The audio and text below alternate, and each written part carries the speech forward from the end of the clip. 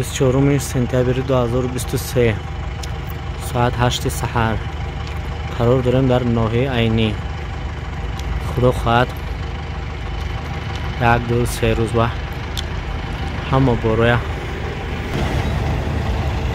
تقسیم کردم ایتیم با اون برادرایی که زنگ زدن، دیر زنگ زدن، بروشون موند، بروشون گرفتن نشد.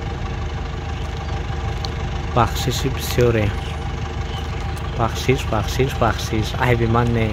سال دیر کردم بور به حد بسیار شد، باور کنیم موند. بسیار کامنتاری ها نوشتن، بسیار در واتساپ نوشتن که بروی نو گرفته رفتید. که خدا خواهد با نصیب کرده باشد بروتون رو میگیریم.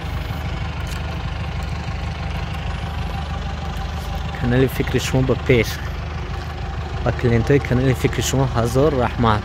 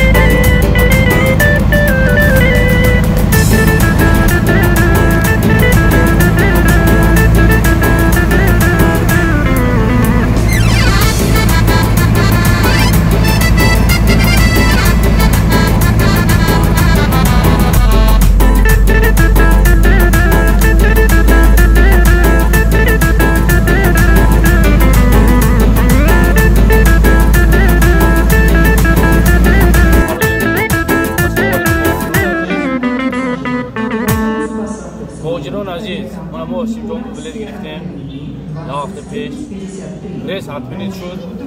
با پارت گفتن ریسا گفتن که ریس 7 مینیت شد. چیرز دنیا مگور باد ما چیرز دن برو مدیم برو باردیم یکون خی پرنتیزم نمونده است بلد نپرسیده است. ما بلد گرفتیم بودیم در سیجون برو مدیم ایرپورت گذاشتیم. خب زال آجانی منا برو مدیم خدا خواهد انشالله اوزی پالیود میکنیم ساعتی 12 شب پالیود.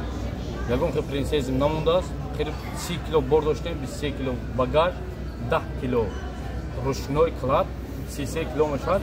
قریب تک 30 کیلو ما برد داشتیم. منامو بچه‌ها 8 کس در حسین بلد گرفتیم. یکون خیلی پرابلم نه. بلیطی حسین جون بوبرینوک، دلپور، مرحمت در حسین جون بلد گرفت. 7 فویز بلیطش میپره. یکون خیلی فریب نه. آدیگه بلیط ها بلیط حسین جون ارزون این دست راست است. بهترین.